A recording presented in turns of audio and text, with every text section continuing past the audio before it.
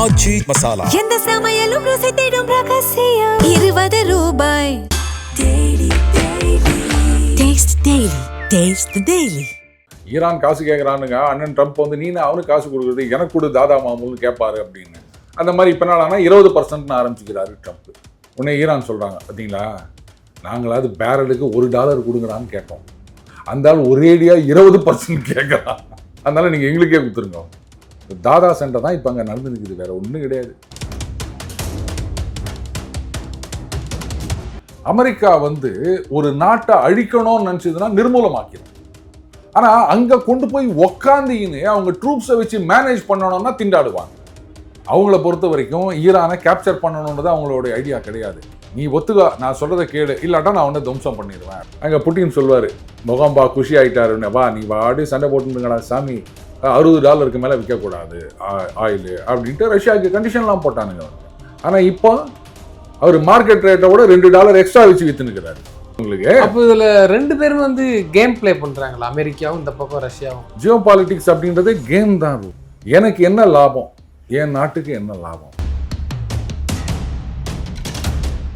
Iran என்ன நினைக்கிறாங்க, இந்த பகுதியில் நாங்கள் தான் கிங்கு, எங்களை கேட்டு தான் நீங்கள் எல்லாம் செய்யணுன்றாங்க. அதனால தான் அங்கே யாரும் ஒத்துக்க மாட்டேன்றாங்க. இதுதான் அடிப்படை பிரச்சனையே.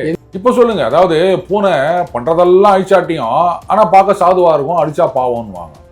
அந்த மாதிரி அந்த கப்பல் எந்த பக்கம் போனால் ஒரிஜினா வந்தது, என் பக்கம் தான் வரணும் நீ ஏன் சொல்கிறேன்? இது என் வீட்டு இடம்னு சொல்கிறேன், எங்கள் கடல், இந்த பக்கம் வந்தால் எனக்கு காசு கொடுக்கணுன்ற. சரிப்பா நான் உன் பக்கமே வரல, நான் வேற பக்கம் போகிறேன், அதெல்லாம் முடியாது, என் பக்கம் தான் வரணும். என்ன போங்க ஆட்டம் ரூபன்? இதுக்கு என்ன நீங்கள் பதில் சொல்வீங்க? அமெரிக்கா மிரட்டுதுன்னீங்களா? அப்போ ஈரான் பண்ணுறதுக்கு என்ன பேர்?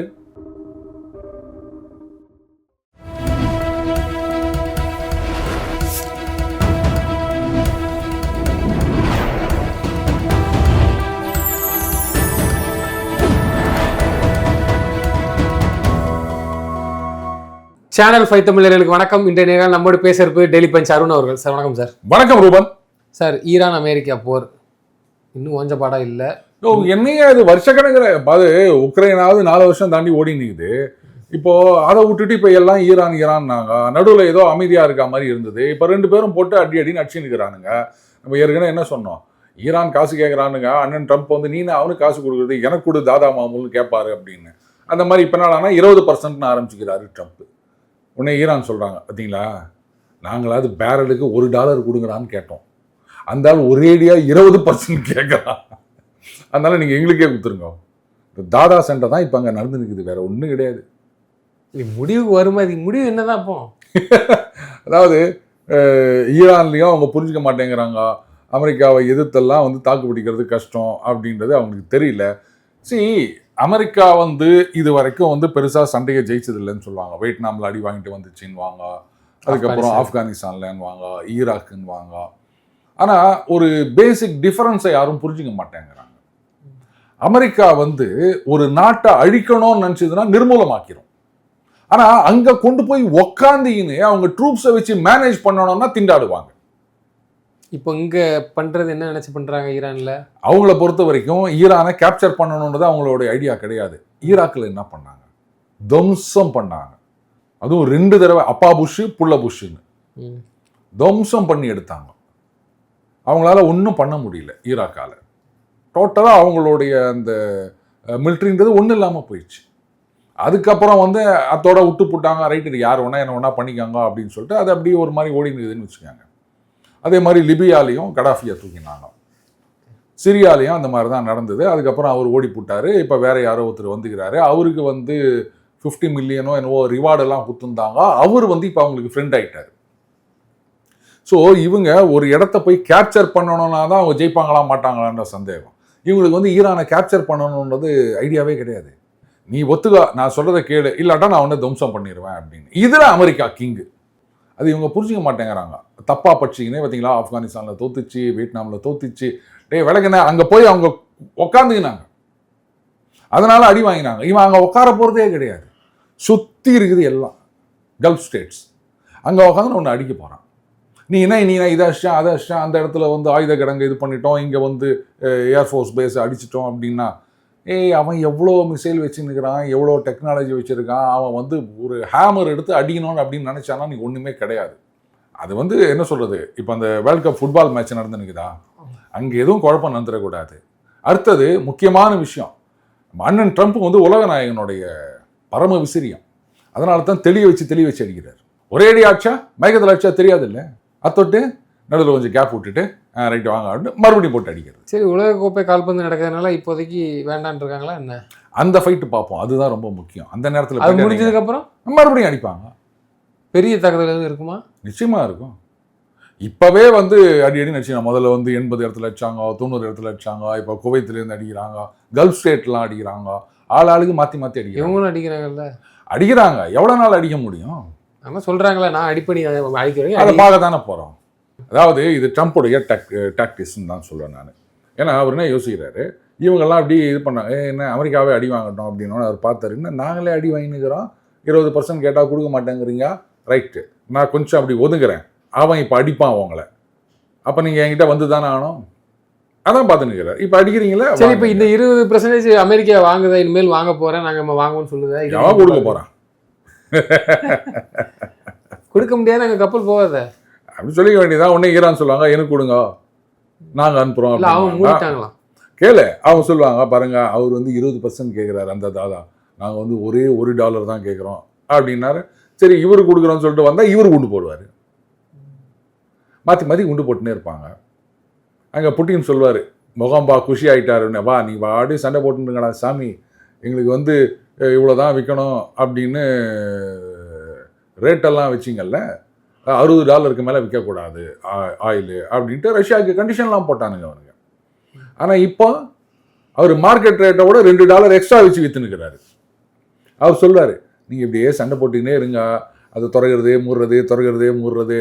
வீட்டிலலாம் சின்ன பிள்ளைங்க வந்து கதவுல ஏறி இப்படியும் உள்ளேயும் வெளியும் விளையாடினாலே அப்பா அம்மா திட்டுவாங்க, டேய் கதவுல வச்சு விளையாடாதானே. அது மாதிரி இவங்க திறந்து மூடி விளையாடுனுக்கிறானுங்க. இப்போ ஏன் அந்த பக்கம் வாங்குவான், ரஷ்யா சொல்லுவாங்க, அது பாருங்க நிறைய எண்ணெய் வச்சுக்கிறோம் நாங்கள். இல்லை, இப்போ ரஷ்யாவும் ஈரானுக்கு சப்போர்ட்டாக அவங்களது ஏதோ ஒரு விமானம்னு சொல்லுவாங்களே, கண்ட்ரோல் போஸ்ட். ஆமாம், அது அங்கே போயிருக்குன்னு சொல்கிறாங்களே. போயிருக்கு. என்ன இப்போ வந்து ஒன்று சொல்லிட்டா, இதில் நிறைய வந்து இன்ட்ரிகேட் டீட்டெயில்ஸ் இருக்குது ரூபன். உக்ரைன் வார் இருக்கு இல்லையா, இது தொடர்ந்து நடந்தால் யாருக்கு லாபம் சொல்லுங்க பார்க்கலாம்? ஐரோப்பா இல்லை, சீனாவுக்கு லாபம். ஏன் சார்? ஏன்னா இப்போ வேற வழி இல்லாமல் ரஷ்யா சீனாவோட நிறைய வந்து வியாபாரம் பண்ணிருக்காங்க. ஒரு பக்கம் ஆயிலை விற்கிறாங்க, அவங்களுக்கு தேவையான எலக்ட்ரானிக்ஸு மற்ற அது இது அப்படின்னு சொல்லி இப்போ சைனீஸ் காரெல்லாம் அங்கே குவிச்சு வச்சுன்னுக்கிறானுங்க, அவங்க ரஷ்யாவில் கொண்டு போய் குவிக்கிறானுங்க. அப்போது இவனுக்கும் வியாபாரம் நடக்குது சைனாவுக்கு நிறைய. அதுக்கு பதிலாக ஆயிலை வேற அப்போ சீப்பாக வாங்கியிருந்தாங்க. அப்போது சைனா என்ன யோசிப்பாங்கன்னா, அமெரிக்கா நீ என்ன டாரிஃப் போடுவியா, வாங்க மாட்டியா, நான் இங்கே விற்றுட்டு போகிறேன், கரெக்டா? அப்போ அவங்க என்ன நினைப்பாங்க, அந்த சண்டை நடக்கட்டும் அப்படின்னு. இப்போ ரஷ்யாவிலேருந்து நீ ஒரு ரஷ்யனாக இருந்தால் யோசிச்சு பாரு, ஈரான் அமெரிக்கா சண்டை நந்தினே இருந்ததுன்னு சொன்னால் அந்த பக்கம் கப்பல் வராது. அப்போ என்னைக்கு எங்கே போவேன்? ரஷ்யா கிட்டே தான் போனோம். ஐரோப்பாவில் நாங்கள் ரஷ்யா கிட்டேருந்து வாங்க மாட்டேன்னு சொன்னாங்க, இப்போவும் வாங்கினுக்கிறாங்க. அப்போ ரஷ்யாவுக்கு லாபம் தானே இது? அவ்வளோதான்.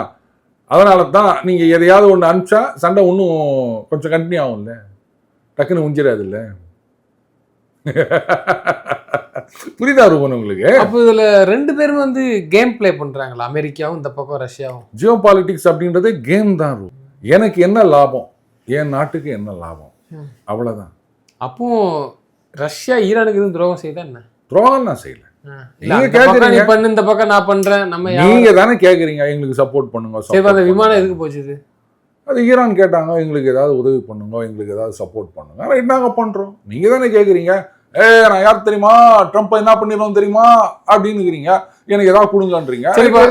சரி சார், இப்போ அந்த விமானம் ஒரு இடத்துக்கு போனதுனாலே பல விஷயமா சொல்றாங்களா, அது வந்து பெரிய அப்படிலாம் ஒன்றும் இல்லை. என்ன இங்கே வந்து எங்கள் கிரவுண்டில் இருக்க அந்த கமாண்ட் சென்டர், ரேடார் சென்டர் அதெல்லாம் வந்து அடிச்சு துவம்சம் பண்ணிட்டாங்க. இது வந்து ஒரு கமாண்ட் போஸ்ட் மாதிரி அங்கே ஒர்க் ஆகும், அதுதான், வேற ஒன்றும் இல்லை, வேற எதுவுமே இல்லை. ஆமாம், எந்த நேரத்தில் வேணுமானாலும் என்ன வேணாலும் நடக்கலாம். ஆமாம், ஈரான் இதை சொல்லுது. சொல்லட்டும், என்னப்போ எது வேணா நடக்கலாம்னா என்ன நடக்க போகுது? அல்டிமேட்லி அவங்க போட்டு உன்னை வந்து பொழந்து கட்ட போறாங்க. அந்த தீவையே அட்டாக் பண்ணதுக்கான காரணம் என்ன? அமெரிக்கா அதேதான் அடிப்பேன். கர்க் ஐலாண்ட் வந்து என்னன்னு கேட்டிங்கன்னா அவங்களுடைய ஆயில் ஸ்டோரேஜ், அது மட்டும்தான். ஏன்னா மற்றதெல்லாம் ஷாலோ போர்ட், அங்கே தான் டீப் வாட்டர் போர்ட். ஸோ இந்த வெரி லார்ஜ் கண்டெய்னர் இருக்கு இல்லையா, ஐ மீன் கார்கோ, அந்த ஆயில் கார்கோ ஷிப்பு, அதெல்லாம் அதாவது 200 மில்லியன் பேரல்ஸு 2 மில்லியன் பேரல்ஸு அந்த மாதிரிலாம் ஏற்றணும்னா அது அங்கே தான் போய் நிற்கணும். ஸோ அங்கே தான் வந்து அவங்க கிட்டத்தட்ட ஒரு 80 to 90% ஆஃப் ஆயில் ஸ்டோரேஜ் அங்கேருந்து எடுத்து அங்கே வந்து அவங்க வச்சுக்கிறாங்க. அங்கேருந்து அப்படியே கப்பலில் ஏற்றி அனுப்புகிறாங்க அவங்க. இதுதான் வந்து மேட்ரு. ஸோ அதை துவம்சம் பண்ணிட்டோம்னு சொன்னால் ஆயில் காசை வச்சு தானே பார்த்துன்னுறாங்க அவங்க. கர்க் ஐலாண்டு இன்னொன்று உண்டு, நிறைய இருக்குது. கர்க் ஐலாண்டு தான் மெயின். அதுக்கு அவங்க என்ன சொல்கிறாங்கன்னா, அந்த தீவில் தான் வந்து இவங்களுடைய ஸ்டோரேஜ், அதாவது மிசைல்ஸ் கீழே மலைக்கு கீழே வச்சுருக்கு. அது இல்லை அது வந்து நிறைய இடங்கள்ல இருக்குது. புஷேரு அப்படின்னு வரிசையாக எல்லாம் அதான் சொன்னேன். அந்த பார்டரில் புள்ளி குத்துறா மாதிரி முதல்ல ஒரு 80 இடம் வச்சாங்க, 90 இடம் வச்சாங்க, இப்படி மாற்றி அடிச்சுன்னுறாங்க அவங்க எல்லாம். கேப் கொடுத்த உடனே அவங்க கடைசி வரைக்கும் ஆயுதங்கள் இருக்க இடத்துல அடித்து அழிக்கல. இல்லை ஆயுதங்கள் இருக்க இடத்த தான். அதுலேயும் வந்து அந்த சபஹாரில் வந்து அந்த கம்யூனிகேஷன் சென்டரை துவம்சம் பண்ணிட்டாங்க. கரெக்டாக ப்ரெசிஷன் டார்கெட்ஸ் மாதிரி, அதெல்லாம் சும்மா சொல்லக்கூடாது. கர்க் ஐலாண்டில் முதல்ல அட்டாக் பண்ணும்போது அவங்க என்ன பண்ணாங்க, அந்த பாரு நான் வேறு எதையும் பண்ணல, அந்த ரன்வே, அந்த கம்யூனிகேஷன் சென்டரு இதெல்லாம் தான் நான் பண்ணேன். உன்னுடைய ஆயில் ஸ்டோரேஜை நான் கை வைக்கலை, வச்சுருந்தேன்னா அப்படியே கொழுந்து விட்டு எரியும், நான் பண்ணலை, நீ வந்து இது மாதிரிலாம் தகராறு பண்ணாத. இதுதான் அவர் திருப்பி சொல்லிட்டு இருக்கார். இவங்க வேற இதில் யோசிச்சு பாரு, $300 பில்லியன் இன்வெஸ்ட் பண்ணுறேன்னு சொல்கிறாங்க. யாரு?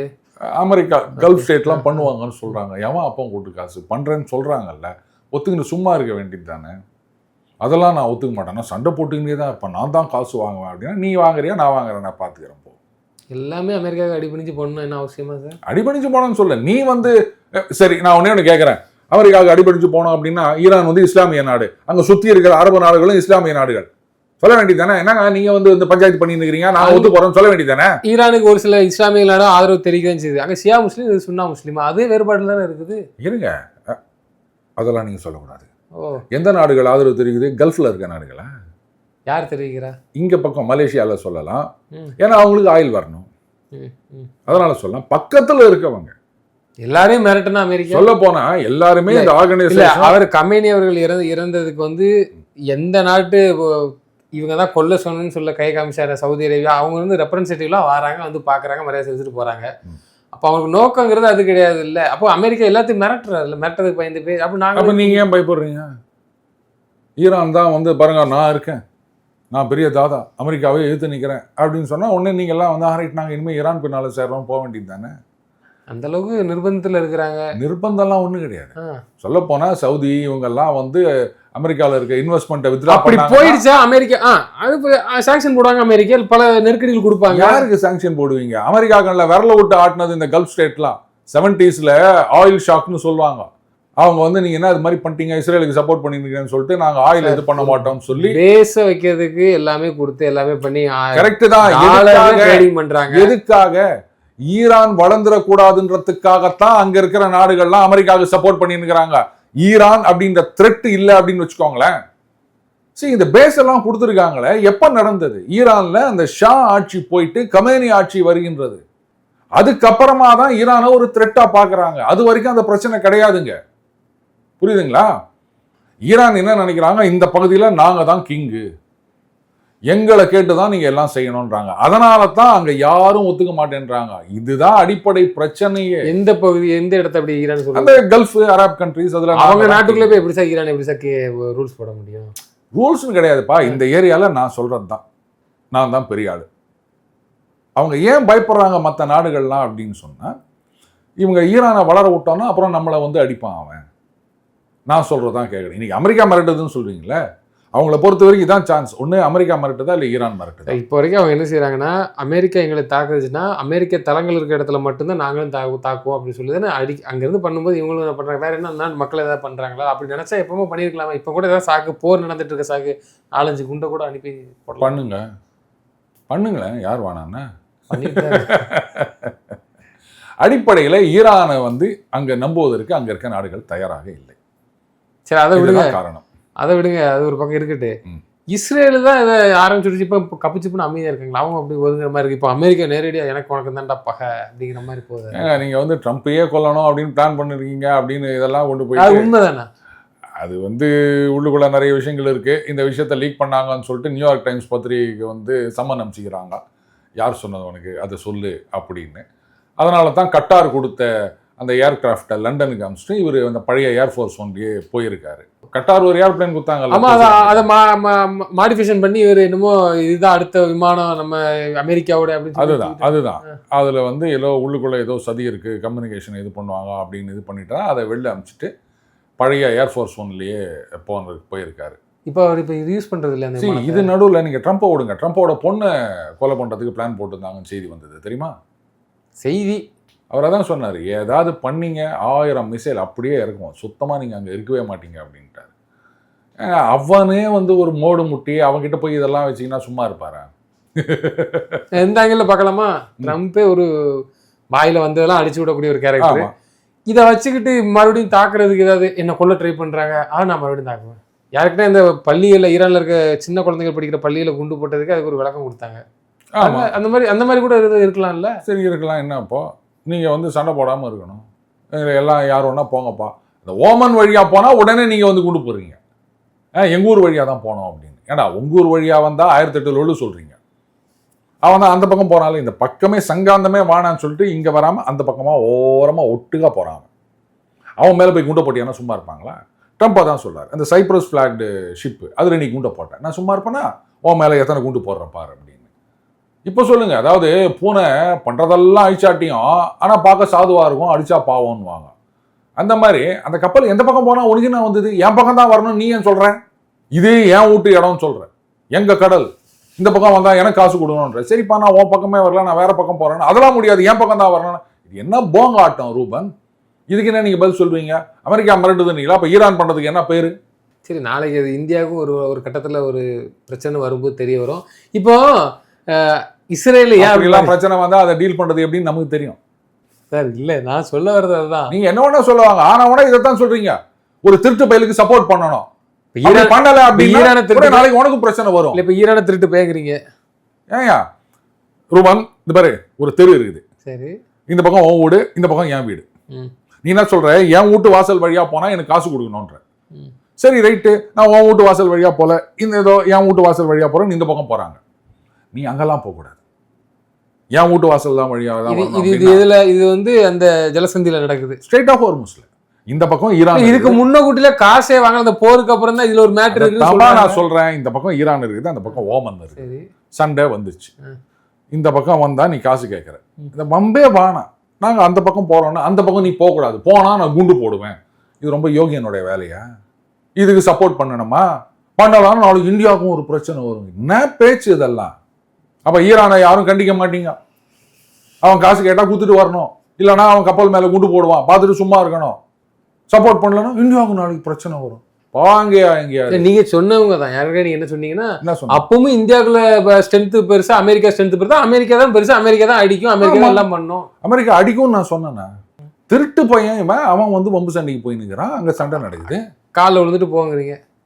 யார் காலில் விழுந்து? அமெரிக்கா காலில் விழுந்துட்டு போங்கிறீங்க. ஈரான் அவன் பெரிய மல்லு கட்டி காலில் விழவானா? நீயே வந்து கத்தி எடுத்துன்னு போன அவன் முன்னாடி, பிரச்சனை அதானே? நீ சும்மா இருந்தீங்கன்னா யாராவது சண்டை போட போறாங்க. ட்ரம்ப் கிளியரா தான் பண்றாரு, கரெக்டா தான் இருக்காரு. நீ வச்சு இந்த இஸ்ரேல் வந்து வரைபடத்திலேயே இருக்கக்கூடாது அப்படின்னு சொன்னியானா சும்மா இருப்பாங்களா? இப்ப அவங்க ஒதுங்கிட்டாங்களே. அவங்க ஒதுங்கல, நீங்க நினைச்சுக்கிறீங்க அதெல்லாம் ஒதுங்கல. புலி பதுங்குவது பாய்வதற்குத்தான். பர் தம்பி, ஒரு ஹீரோ அப்படின்னா படம் முழுக்க சண்டை போட்டுக்கிட்டே இருந்தா படம் ஓடாது. எப்ப அடிக்கணுமோ அங்கதான் அடிக்கணும். அப்ப லெபனான் சொல்லியிருந்தாங்க, லெபனான்ல இந்த கவர்மெண்டோட அக்ரிமெண்ட் போட்டாங்க. இப்ப குய மொயின் குத்துறான். நீ எப்படி இதுக்கு நீ பதில் சொல்லு? சண்டை நிறுத்தம் அப்படின்றது ஈரான் மட்டும் இல்ல, லெபனானுக்கும் சேர்த்துதான் சொன்னாங்க. ஈரான்ல இஸ்லாமியர்கள் அதிகமா, இருவர் அங்க வந்து இப்ப இஸ்லாமியர் அதிகம், கிறிஸ்தவர்களும் இருக்காங்க. இல்ல இஸ்லாமியர்கள் அதிகமா, கிறிஸ்தவர்கள் அதிகமா லெபனான்ல? இப்போதைக்கு இஸ்லாமியர்கள் தான் அதிகம். எப்போதைக்குமே இல்ல, முதல்ல வந்து அது கிறிஸ்டியன் டாமினேட்டட் கண்ட்ரியா இருந்தது. அதுக்கப்புறம் பாலஸ்தீன் அப்படி இப்படி எல்லாம் வந்து இப்ப அந்த டெமோகிராஃபி பெரும்பான்மையா இஸ்லாமியர்கள் அங்க இருக்கிறாங்க. ஆமா. இப்ப சிக்கல் என்னன்னா, அங்க இஸ்லாமியர் இருக்கிறதுனால பிரச்சனை இல்லை, அவங்களால பிரச்சனை கிடையாது. இந்த ஹிஸ்புல்லான்னு ஒரு அமைப்பு இருக்குது அங்க, ஈரான் வந்து ஃபண்டிங் பண்ணிட்டு இருக்க அமைப்பு.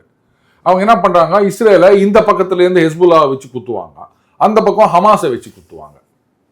அதனால தான் வந்து லெபனானுக்கும் சேர்த்து சண்டை நிறுத்தம்னு சொன்னாங்க. இப்ப இஸ்ரேல் லெபனான் தனியா ஒப்பந்தம் போட்டுக்கிறாங்க. லெபனான் ஒரு தனி நாடு தானே, அவங்க யாரோட ஒப்பந்தம் போட்டுக்கினா நீ என்ன வேணான்றது அதெல்லாம் செல்லாதுன்னு வேற 2 நாடு ஒப்பந்தம் போட்டோம் நீ செல்லாதுன்னு சொல்றியா? அப்ப இவன் யோகியனா? இவனுக்கு சப்போர்ட் பண்ணணுமா? நான் சப்போர்ட் பண்ணு சொல்ல வரல, அவ்வளவுதான் சொல்றேன். யதார்த்தத்தை நம்ம பார்க்கும்போது இப்படிலாம் இருக்குது. இதுதான் யதார்த்தம். அவனை நிறுத்த சொல்லு. நான் நிறுத்துகிறேன். ஆமா, நிச்சயமா சார். தொடர்ந்து எங்களுக்கு கருத்துக்களை பயந்தமைக்கு நன்றி. நன்றி ரூபன்.